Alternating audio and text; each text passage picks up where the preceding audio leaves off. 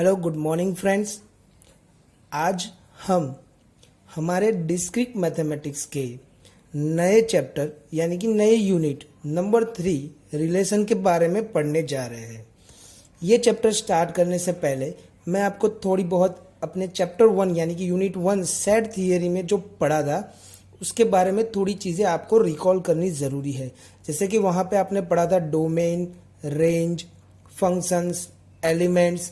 तो वो जो चीज़ें थी उन सब चीज़ों को कहीं ना कहीं एक दूसरे के साथ रिलेट करना होता है, यानी कि उस चीज़ों को हमें एक दूसरे के साथ किसी ना किसी ऑपरेशन या किसी ना किसी मैथमेटिकल फंडामेंटल के साथ दर्शाना होता है। तो ये जो चीज़ है उसे इन द मैथमेटिकल लैंग्वेज बोलते हैं रिलेशंस। हम अपनी नेचुरल और ओरिजिनल लाइफ के अंदर बहुत सारे रिलेशंस पढ़ते हैं, जैसे कि मदर एंड फादर का रिलेशन होता है, ब्रदर एंड सिस्टर का होता है, हस्बैंड एंड वाइफ का होता है। तो ये होती है हमारे बेसिक लाइफ के रिलेशंस के बारे में बात। बट अगर मैथमेटिकल चीज़ों के साथ इसे जोड़ दिया जाए तो वो रिलेशंस कैसे डिनोट करेगा, ये पढ़ने की बात आ रही है। ये चैप्टर को स्टार्ट करने से पहले हम सबको पता है कि चैप्टर 1 के अंदर डोमेन एंड रेंज करके कॉन्सेप्ट आया था। डोमेन यानी कि फ्रॉम ए टू बी में जो हमारा ए था वो हमारा डोमेन था एंड जो बी था वो हमारा रेंज था। तो दोस्तों यहाँ पर हम हमारे topic number 1 chapter 3 unit 3 relation के अंदर स्टार्ट करने जा रहे हैं। तो डोमेन ऑफ रिलेशन आर।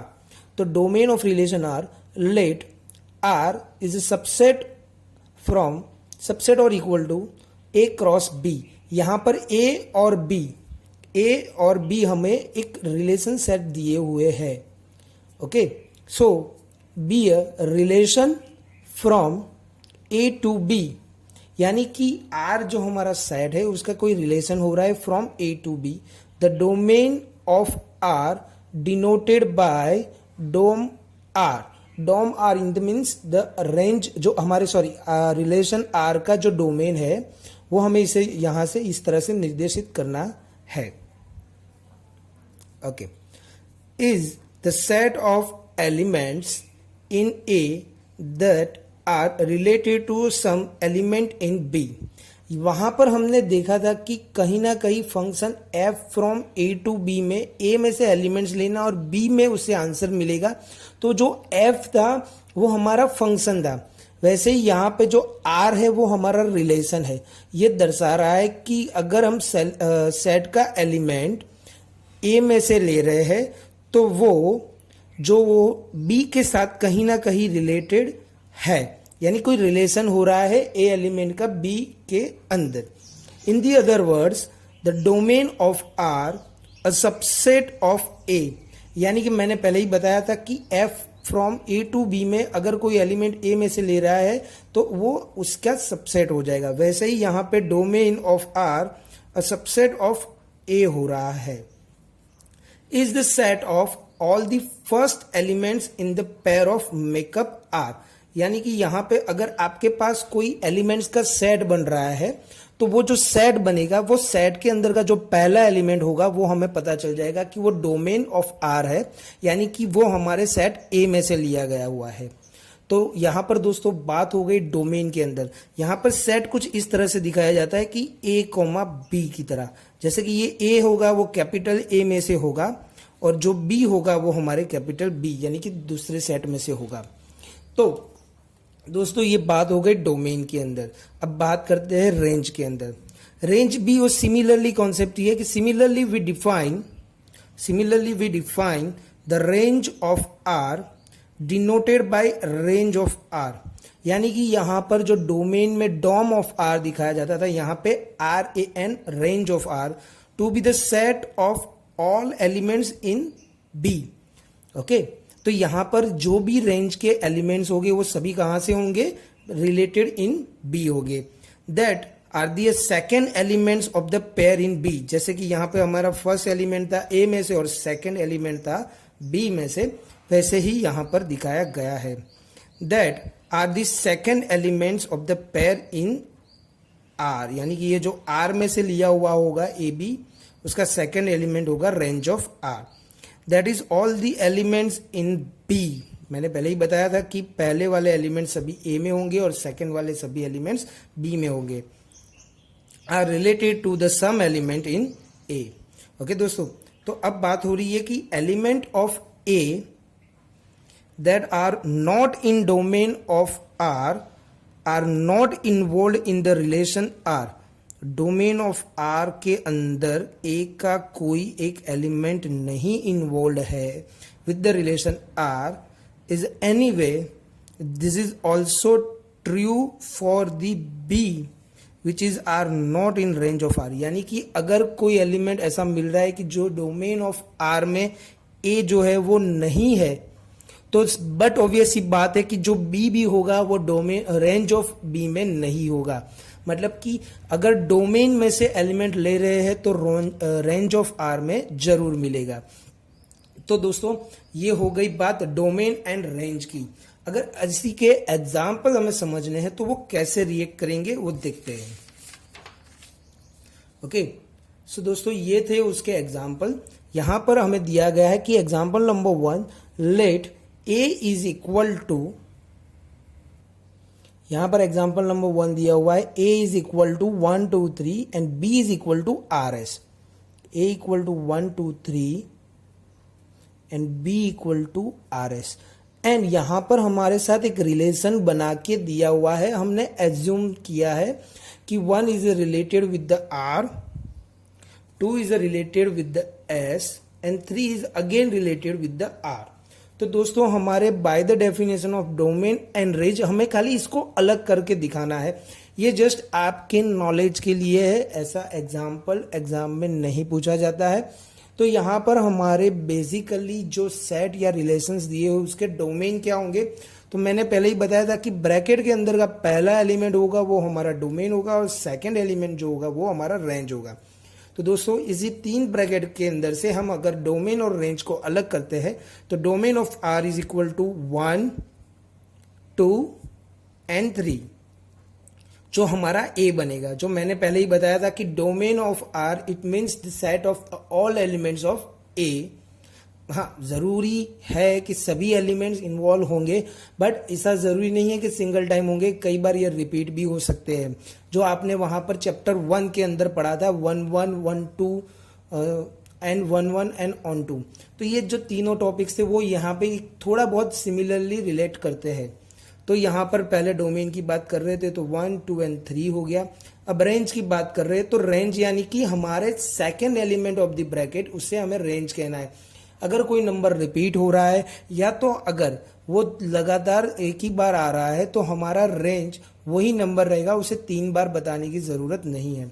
तो यहाँ पर आर एस और अगेन आर, मतलब कि R and S is our range which is B. तो आपको पता चल गया होगा कि what is our range and what is our domain. इसके बावजूद और एक एग्जांपल के नंबर 2 के अंदर से हम प्रैक्टिस करते हैं। Again let A is equal to 1 2 3 4 5 and b is equal to 1 2 3 4 5। यहां पर दिया हुआ है कि a is a relation b if and only if a is less then b। यहां पर दोस्तों आपको ये रिलेशन याद रखना है कि a और b के अंदर से ऐसे एलिमेंट के रिलेशन का सेट बनाना है जो a नंबर लोगे वो b से छोटा होना चाहिए। यानी कि यहां पर आपके पास 5 नंबर a में है और 5 नंबर b में है, दोनों के नंबर्स के रिलेशंस या ब्रैकेट्स ऐसे बनेंगे जिसमें a आपका छोटा होगा और b उससे बड़ा होगा। तो बट ऑब्वियसली बात है 1 हमारा जो है वो 1 के अलावा सभी नंबरों के साथ छोटा ही है। सो 1 2 1 3 1 4 1 5, यहाँ पर हमारे 4 रिलेशन हुए 1 के साथ जो उससे बड़े नंबर्स के से।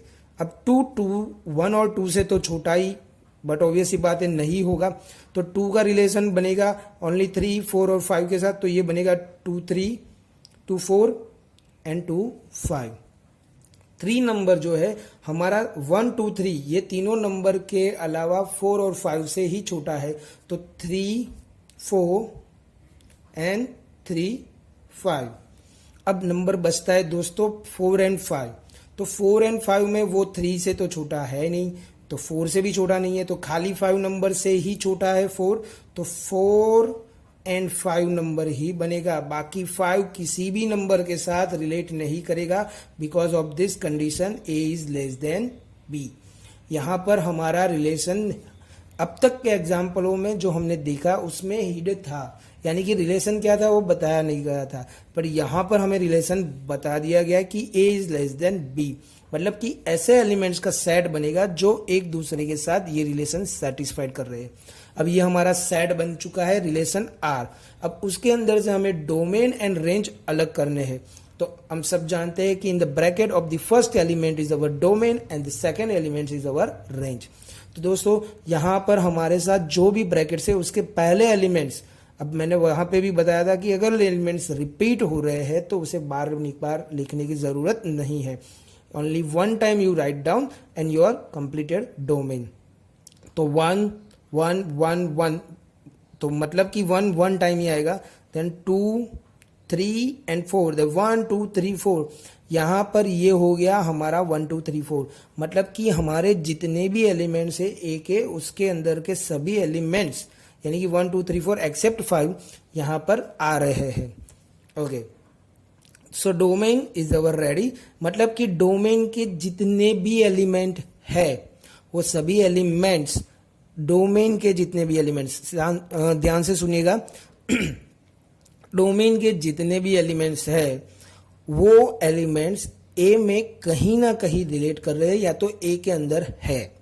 ओके, वैसे ही अब आपके अंदर से रेंज के एलिमेंट्स हम निकालेंगे विच इज 2 3 4 एंड 5, तो 3 4 5 4 5 एंड 5, तो मतलब कि 2 3 4 5 दिस इज अवर डोमेन।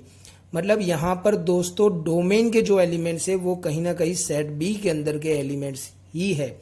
जरूरी नहीं है कि सभी के सभी एलिमेंट्स आए, कई बार कभी बहुत सारे एलिमेंट्स रिपीट भी होंगे और बहुत सारे एलिमेंट्स के कंटिन्यूसली वन टाइम यूज भी हो सकते हैं, जैसे कि हमने एग्जांपल नंबर 1 में देखा और अब एग्जांपल नंबर 2 में देख रहे हैं। अब दोस्तों यहाँ पर हमें ये चैप्टर के अंदर और 2 चीजें सीखनी है। ये था बेसिक डोमेन एंड रेंज की बात। अगर फंक्शन के अंदर किसी फंक्शन को हम रिलेशन विद द ब्रैकेट दिखाना चाहते हैं और वो फंक्शन का एलिमेंट्स कौन से सेट में है वो अगर दिखाना है तो आप वो कैसे बताएंगे। तो यहाँ पे हमारे पास 2 नोटिफिकेशंस या 2 नोट्स है, इसको पढ़ेंगे हम कि if R is a relation from A to B. यहाँ पर हम देख रहे हैं कि if R is a relation from A to B, अगर इसे लिखा जाए तो इसको इस तरह से लिखते हैं R from A to B, जो आपके फर्स्ट चैप्टर में आपने पढ़ा था। एंड यहां पर एक एलिमेंट ले रहे हैं x which is in A, we define relation of x the R relative set of x. यहां पर हमारा एक रिलेटिव सेट ऑफ एक्स बनेगा to B the set of all y in B, मतलब कि अगर एक्स इन ए है तो y इन b होगा, मतलब कि domain of x and range of y with the property that x is the related to y, मतलब कि x और y का यहाँ पर एक रिलेशन बनेगा and this the symbol shows that y belongs to b where x such that x related to y। ये हमारा एक रिलेशन डेफिनेशन है कि यहाँ पर आप कोई एलिमेंट डोमेन में से या तो ए में से ले रहे तो y हमारा जो होगा वो रेंज में आएगा। Similarly if a1 and a are the both this sets, a1 और a are the both this sets which is subset और equal to a, then relation of a1, then relation of a1 the relative set of a1 is the set of all y in b, मतलब कि अगर हमारा a1 is subset और equal to a है तो हम हमारा जो x लेंगे वो a1 में से होगा, मतलब कि a के अंदर और एक सेट आ रहा है सबसेट और इक्वल टू a1, तो मतलब x इसके अंदर भी हो सकता है और इसके अंदर भी हो सकता है, but y in b the property of that x is related to y for some x in a1, that is relation of a1 y belongs to a such that x related to y for some x in A1। मतलब कि दोस्तों यहां पर हमें दिखाया गया है कि अगर हमारा x इन A है तो x बिलोंग्स टू A होगा और y बिलोंग्स टू B होगा। बट अगर हमारा x बिलोंग्स टू A1 है then A1 is a subset और equal to A and y is belongs to B। तो दोस्तों अब हम यहाँ पर इस चैप्टर के और नए टॉपिक्स के अंदर देखते हैं। दोस्तों यहाँ पर हम नए चैप्टर के अंदर के कुछ थियरम्स के बारे में पढ़ेंगे और उस थियरम के अंदर से हम थोड़े बहुत रिजल्ट्स जानेंगे, जो रिजल्ट्स हमें आगे चल के पूरे चैप्टर्स में कहीं ना कहीं हेल्पफुल होंगे। तो यहाँ पे दिखाया गया है कि let R be a relation from A to B and let A1 and A2 subsets of A, then हमें 3 रिजल्ट दिए गए हैं कि if A1 is a subset और equal to A2 then its relation is also subset और equal to A1 to A2 and if we find out its union of relations that is also equal to individually relation with the union। मतलब कि हम A1 and A2 का union करते हैं फिर उसमें relation apply करते हैं। तो अगर हम R1 यानी कि R relation of A1 union relation of A2 करेंगे तो दोनों के आंसर सेम आएंगे। Same for the intersection, but in the intersection it is not equality, it is an subset और इक्वल टू। यूनियन के अंदर हमें पढ़ाया गया है, बताया गया है कि सब मिलकर एक यूनियन के थ्रू यानी कि एक मैथमेटिकल ऑपरेशन के थ्रू सब इकट्ठा होते हैं एंड दैट्स व्हाई तो वो हमारा यूनिवर्सल सेट बनता है। बट इन द इंटरसेक्शन काफी चीजों को कॉमन निकालना होता है और जो दोनों के अंदर कॉमन होता है उसी के बलबूते या उसी के बेस पे एक नया सेट बनता है। तो वो जो सेट बनता है वो इक्वालिटी बिलोंग नहीं करता है, कई बार उसके अंदर से वो सबसेट और इक्वल टू बनता है। तो दोस्तों रिजल्ट नंबर 1 से स्टार्ट करते हैं कि अगर if y belongs to relation of A1 then x related to y, यहां पर y जो है हमारा रिलेशन ऑफ A1 है, मतलब कि A1 जो है हमारा domain and relation of A1 जो हमारा रेंज बनेगा। So y is belongs to R of A1 then x is related to y for some x belongs to A1। दोस्तों आप देख सकते हैं कि A1 और relation of A1 is the domain and range। Now since we know that in the starting of the theorem says that A1 and A2 subsets of A1, मतलब कि A1 is a subset or equal to A2। अगर A1 के अंदर x है तो but obvious ही बात है कि A1 इज अ सबसेट और इक्वल टू A2 है तो x is also in belongs to A2 हो सकता है। So that's why y is also belongs to relation of A2। यहां पर हमने स्टार्टिंग में y is an assume that the relation of A1 and x is in A1। Now if A1 is a subset or equal to A2 then x is also in A2, that its y is also in relation of A2, which is proves that कि a relation of A1 is subset or equal to relation of A2। हमने y को relation of A1 के अंदर assume किया था और relation of A2 के अंदर show किया है, तो ये हो गया subset और equal to। If now the second numbers theorem proves that कि relation of A1 union A2 is equal to relation of A1 is equal union of relation of A2। If y is belongs to relation of A1 union A2 then by the definition of x relation of y, मतलब कि यहाँ पर जो हमारा y जो है वो range of relation of A1 union A2 में है, then by the definition of x relation y for some x in also in A1 union A2, क्योंकि अगर वो रेंज यानी कि रिलेशन ये रेंज का आर नहीं है, ये रिलेशन का आर है। अगर ये relation of A1 union A2 में है तो बट ऑब्वियस ही बात है कि x is also in A1 union A2। If x in A1, अगर A1 यूनियन A2 में है तो बट ऑब्वियस सी बात है कि अगर x A1 में भी हो सकता है और x A2 में भी हो सकता है। अगर हम सपोज कर ले कि x is in A1 then since x relation y we must have y is also relation with belongs to A1, मतलब कि x A1 में है तो y is belongs to R A1. By the same argument, if x in A2, then y is also in R belongs to A2. In the either case, y belongs to R A1 union of A2 हो सकता है, मतलब कि अगर x A1 में है तो y belongs to R A1, अगर x in A2 है तो y belongs to R A2. मतलब कि ये दोनों में है तो y is belongs to R A1 union R A2 हो सकता है. Thus, we shows that कि if R A1 union A2 is a subset or equal to R A1 union R A2. अब हम कन्वर्सली प्रूव करेंगे कि R A1 union A2 is a subset or equal to R A1 union A2. यहाँ पे R A1 union R A2 है. अब ये reverse prove होगा. Conversely since A1 is a subset or equal to A1 union A2, ये but obvious सी बात है, अगर दो सेट का हम कोई यूनियन करते हैं तो उसमें से कोई एक सेट तो उस यूनियन का सबसेट बनेगा ही. पार्ट 1 टेल अस दैट कि R of A1 union R of A1 is a subset और equal to R A1 union A2. तो दोस्तों यहां पर ये बात हो गई कि A1 इज अ सबसेट और equal to A1 union A2. यहां पर हमने रिलेशन डाल दिया है.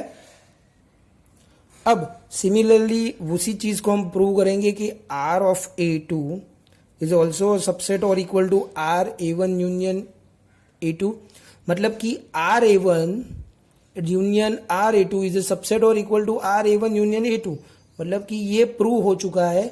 In the first part we prove that कि R of A1 union A2 is a subset और equal to R A1 union R A2. And the second converse part we prove that कि R of A1 union R of A2 is a subset और equal to R of A1 union A2. And then for part of 2 is true.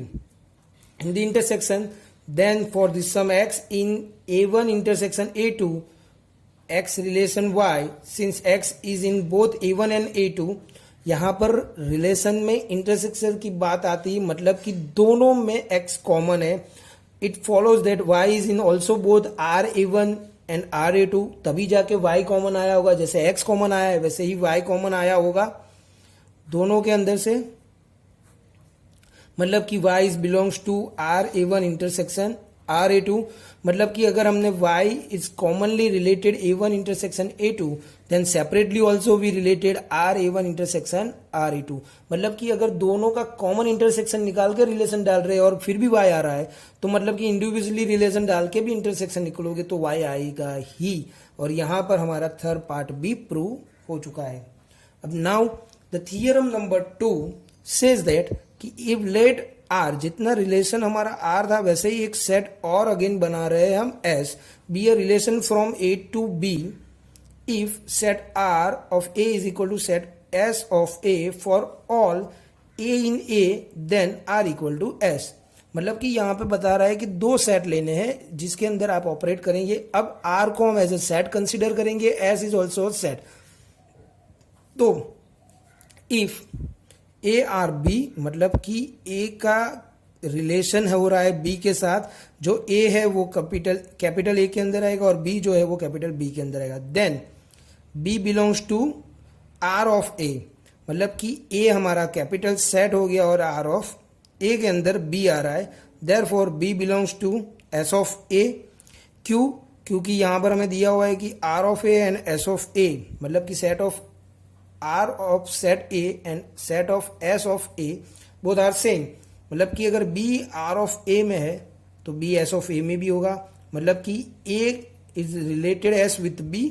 अगर B S में है, मैंने पहले ही chapter में बता दिया था कि अगर रेंज में है तो वो डोमेन में भी होगा, और डोमेन में होगा मतलब A में होगा, और रेंज में है मतलब B में होगा. मतलब A is a set with the B and A is the relation of S with the B. A completely similarly argument shows that if A is a relation with S of B, then A is a relation of B, thus R is equal to S. मतलब कि दोस्तों यहाँ पे theorem number 2 says that कि अगर आपके पास कोई relation है जो दो नंबर्स को दो सेट के अंदर अलग अलग इंडिकेट कर रहे हैं, जो आर के अंदर भी दिखा रहा है, तो वो दोनों सेट सेम ही होंगे। जैसे कि 1 1, तो 1 1 अगर किसी भी सेट के अंदर हम दिखाएंगे तो वो दोनों रिलेशन सेम ही होगा। तो वो अगर एस के अंदर भी आ रहा है और आर के अंदर भी आ रहा है तो वो सेट वो एलिमेंट के लिए सेम होता है। तो ये थे हमारे थियरम्स के बारे में बात। अब हम देखते हैं नेक्स्ट टॉपिक्स के अंदर। अब बात करते हैं इसी चैप्टर के अंदर के नए दो टॉपिक, जिसके अंदर नेम है the representation of relation with the graphical and the tabular method. अब दोस्तों यहाँ पर हम सबको पता है कि इन द ग्राफिकल मेथड और टेबुलर मेथड आपने चैप्टर 1 के अंदर बहुत इजीली और बहुत अच्छे से पढ़ा है।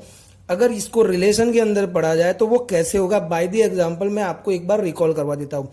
अगर सेट ए के अंदर है आपके 4 elements A B C D और बी के अंदर है अल्फा बीटा और gamma, and R is a relation from A to B, whichever A alpha, B xi, C alpha, C xi and D beta.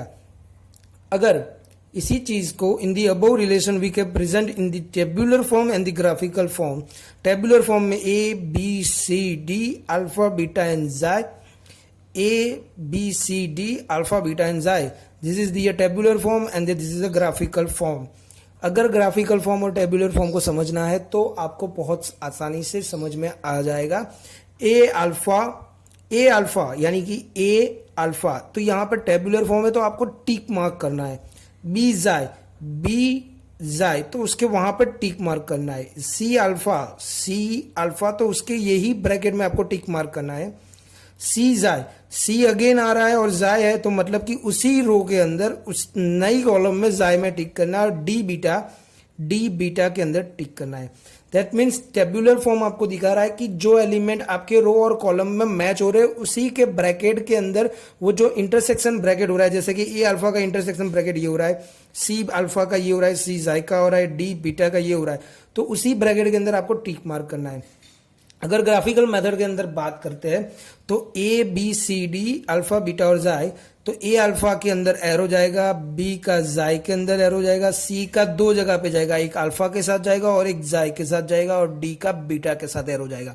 तो जो एरो दिखा रहे हैं आपके कनेक्टिविटीज जो दिखा रही है वो दिखा रहा है कि आपका एलिमेंट किस रिलेशन के साथ उसके नेक्स्ट एलिमेंट के साथ मूव हो रहा है। अब तीसरा फॉर्म उसके अंदर आपको देखने को मिलेगा मैट्रिक्स। ओके दोस्तों, यहां पर मैट्रिक्स फॉर्म हम देख रहे हैं कि we can represent a relation between 2 finite sets with the matrix follows that A is equal to m element है यहां पर आपके पास और बी के अंदर एन एलिमेंट्स है, R the finite set containing m and l elements respectively. R is the relation from A to B, we represent R by m cross n matrix. यहां पर दोस्तों मैट्रिक्स के अंदर एलिमेंट्स को इसी तरह से दिखाते हैं, एम क्रॉस एन मैट्रिक्स। और यहां पर आपके पास 2 रिजल्ट है कि अगर वो ए आई एंड बी जे यानी कि ए और बी जो एलिमेंट्स है अगर आर में है तो आपका मैट्रिक आपको रिस्पॉन्ड करेगा 1। अगर कोई भी एक एलिमेंट, दोनों या तो कोई भी एक एलिमेंट अगर आर में नहीं है यानी कि आपके रिलेशन में नहीं आ रहा है तो वो मैट्रिक रिस्पॉन्ड करेगा 0 के फॉर्म में। So metric MR is called the metric of R. Often the M provides an easy way to check whether R has a given property. यानी कि अगर आपके रिलेशन के अंदर, आपके मैट्रिसेस के अंदर आपको ये बहुत ही आसानी से पता चल जाएगा कि दोनों एलिमेंट्स यानी कि सेट ए के और सेट बी के दोनों एलिमेंट्स के बीच रिलेशन है कि नहीं है। अगर वो यहाँ पर 1 रिस्पॉन्ड कर रहा है तो मीन्स रिलेशन है, अगर 0 रिस्पॉन्ड कर रहा है तो मतलब रिलेशन नहीं है। तो ये हो गया आपके बेसिक स्टार्टिंग जो रिलेशन चैप्टर के फंडामेंटल्स थे। अब नेक्स्ट वीडियो के अंदर हम इसी के मैट्रिसेस के और रिलेशंस के रिस्पॉन्डिंग वाले एग्जाम्पल्स देखेंगे। आई होप सो आप लोगों को ये वीडियो में सब कुछ समझ में आया होगा। अगर कोई क्वेरी है तो पूछ सकते हैं। Thank you so much, have a nice day.